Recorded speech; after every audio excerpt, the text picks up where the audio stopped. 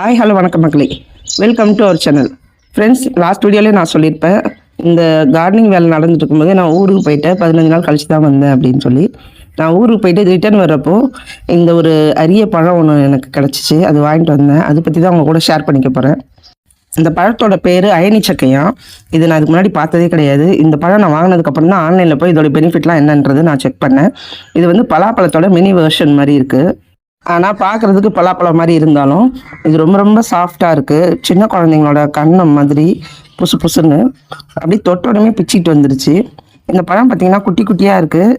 இனிப்பு புளிப்பு ரெண்டும் சேர்ந்த மாதிரி இருக்குது இதோட டேஸ்ட்டு. இதோட கொட்டை கூட பார்த்திங்கன்னா இழந்த பழ கொட்டை மாதிரி இருக்குது. எங்கள் அக்கா வீட்டிலேருந்து என் வீட்டுக்கு வர வழியில் ரோட்டில் ஒருத்தர் கடை வச்சுருக்காரு. அவர்கிட்ட வந்து எல்லாமே மெடிசன் ஃப்ரூட்ஸ் தான் இருக்குது. ஆனால் ரொம்ப காஸ்ட்லி. அந்த பழம்லாம் இதுக்கு முன்னாடி நான் பார்த்தது கூட கிடையாது. அந்த மாதிரி தான் நிறையா வச்சுருந்தாரு. அந்த கடையில் இன்னொரு பழம் வாங்கினேன். இதுக்கு பேர் முள் சீத்தாப்பழம்.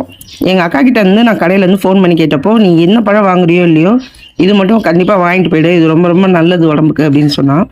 இவனும் நான் இதுக்கு முன்னாடி பார்த்ததே கிடையாது. இப்போ தான் ஃபஸ்ட் டைம் பார்க்குறேன். எங்கள் அப்பா வீட்டு தோப்பில் ராம சீத்தாப்பழம் இருந்திருக்கு. என் வீட்லேயுமே 2 சீத்தா மரம் இருக்குது. அதுலேயுமே சாதாரண சீத்தாப்பழம் தான் காய்க்கும். இந்த பழமும் நான் இன்றைக்கி தான் பார்க்குறேன். ஆனால் இது வந்து இப்போ காயாக இருக்குது, இன்னும் பழுக்கலை. இது வந்து ஒரு 2-3 நாள் கழிச்சு தான் சாப்பிட முடியும்.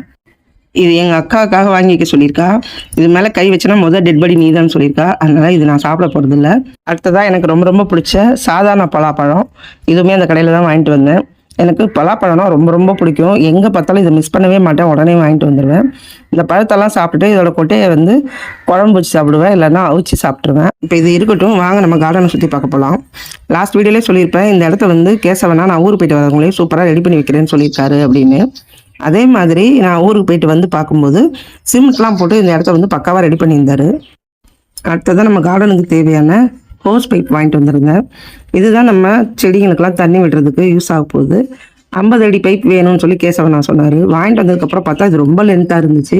இதை நான் வந்து 2ஆக கட் பண்ணி மாடி தோட்டத்துக்கு ஒன்றும் கீழே ஒன்றும் யூஸ் பண்ண போகிறேன். இந்த ஹோஸோட ஒரு முனையை பைப்பில் செட் பண்ணிவிட்டு இன்னொரு முனையில் ஸ்ப்ரிங்க்லரை மாட்டி நாங்கள் செக் பண்ணோம். ஸ்டார்டிங்கில் கார்டன் டூல்ஸ் பற்றி ஒரு வீடியோ போட்டிருப்பேன். அது பார்க்காதவங்களுக்கு நான் ஐகார்ட்லேயும் டிஸ்கிரிப்ஷன்லையும் லிங்க் தரேன், போய் பாருங்கள்.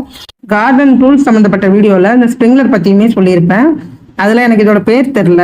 தண்ணி திறந்து விட்டால் ஸ்வைங்கின் மேலே போகுமே அந்த பொருள் அப்படின்னு சொல்லியிருப்பேன். கார்டன் வச்சுருக்க எல்லாருக்குமே இந்த ப்ராடக்ட் கண்டிப்பாக தேவைப்படும். இந்த ப்ராடக்ட் வேணுன்றவங்க டிஸ்கிரிப்ஷனில் இதோட லிங்க் தரேன், செக் பண்ணி பார்த்துக்கோங்க. இந்த ஸ்ப்ரிங்க்லர் நான் ஏன் வாங்கினேன்னா, நான் வாங்கின நிறைய பூச்செடிகள் வந்து வெளிநாட்டில் வாழ்கிற அந்த பூச்செடி மாதிரி இருந்தது. அதுவும் இல்லாமல் இந்த கொடைக்கானல் ஊட்டிலெல்லாம் கிடைக்கும்ல, அந்த மாதிரி பூச்செடியும் நிறையா இருந்தது. இந்த பூச்செடிங்களால் நம்ம ஊர் கிளைமேட்டுக்கு ஏற்ற மாதிரி வாழ முடியாது. அதனால் நான் என்ன யோசித்தேன்னா, இந்த ஸ்ப்ரிங்க்லர் வச்சு நம்ம டெய்லி தண்ணி விட்டுட்டே இருந்தோம்னா இது மழைச்சாரல் மாதிரி இந்த தண்ணி விழுந்துகிட்டே இருக்கும். அப்போ இந்த செடிங்கெல்லாம் நம்ம ஊட்டியில் தான் இருக்கோம், கொடைக்கானலில் தான் இருக்கோம்னு சொல்லி நினச்சிட்டு அப்படியே கொஞ்சம் கொஞ்சமாக நம்ம ஊர் தட்பவெட்ப நிலைக்கு ஏற்ற மாதிரி வாழ ஆரம்பிச்சிடும் அப்படின்னு நான் யோசித்தேன். அதனால தான் நான் இந்த ஸ்ப்ரிங்க்லர் வாங்கினேன். அது மட்டும் இல்லாமல் நம்ம காய்கறி விதைகள்லாம் போட்டு கொஞ்ச நாள் தான் ஆகுது. செடிங்கெல்லாம் பார்த்திங்கன்னா குட்டி குட்டியாக முளைச்சிருக்கு. டைமில் நம்ம நார்மலாக தண்ணி விடும்போது ஒரு சில நேரம் தண்ணி வந்து ரொம்ப ப்ரெஷராக வந்ததுன்னா அந்த செடியெல்லாம் வேரோடு பிடிங்கிட்டு வர்றதுக்கு வாய்ப்பு இருக்குது. இந்த ஸ்ப்ரிங்க்லரில் வந்து நம்ம ப்ரெஷர் கம்மியாக வச்சு வச்சிட்டோம்னா அது ரொம்ப லைட்டாக தூறல் மாதிரி விழுது. அப்போ அந்த விதைங்களுக்கு செடிங்களுக்கு எல்லாத்துக்குமே வந்து அது ரொம்ப யூஸ்ஃபுல்லாக இருக்கும்னு நினச்சேன். நான் ஸ்ப்ரிங்க்லரை வச்சு நான் டெஸ்ட் பண்ணுறதுக்காக தண்ணியை திறந்து விடாமல் வீடியோ எடுத்துகிட்டு இருந்தேன். கேசவன் தான் என்கிட்ட சொல்லாமல் கொள்ளாமல் தண்ணியை திறந்து விட்டுட்டாரு ப்ரெஷரோட.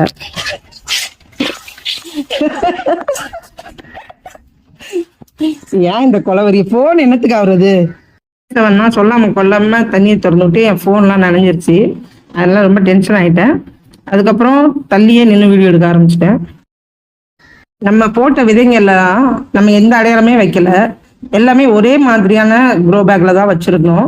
நான் வந்து வீடியோ எடுத்திருக்கோம், ஒவ்வொரு பேக்லையும் என்னென்ன விதை போட்டோன்னு நான் வீடியோவை பார்த்து கண்டுபிடிச்சலான்ற ஒரு தைரியத்தில் இருந்தேன். ஆனால் கேசவன் என்ன பண்ணிட்டாருன்னா, நான் ஊர்லேருந்து வரவங்களையும் எந்தெந்த செடியெல்லாம் முளைச்சிச்சோ அதெல்லாம் எடுத்துகிட்டு போய் மாடியில் வச்சிட்டாரு. ஏன்னா நாங்கள் அப்போ வந்து சுற்றி வலையெல்லாம் போடல.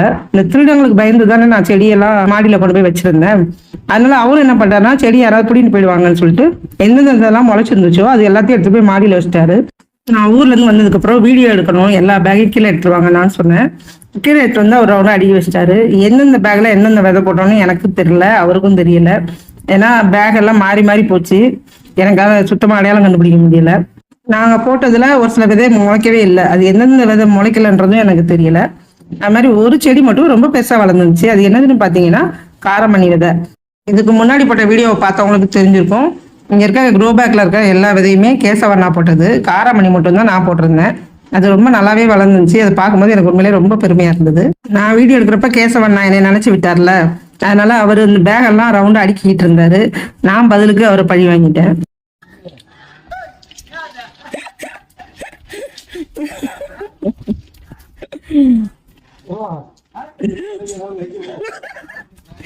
ரொம்ப டென்ஷன் ஆயிட்டாரு. என்னம்மா அப்படி நினைச்சிட்டியம்மா அப்படின்னு.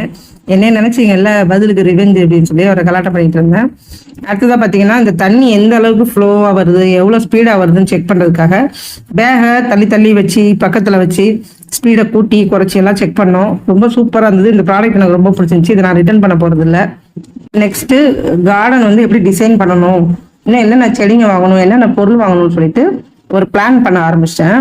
கார்டனை எப்படி நெக்ஸ்ட் லெவலுக்கு கொண்டு போனேன், எந்தெந்த மாதிரியெல்லாம் இதுக்கு வந்து நாங்கள் செட்டப் பண்ணோம் அப்படின்றத நெக்ஸ்ட் வீடியோவில் ஒன்று ஒன்றா பார்க்கலாம்.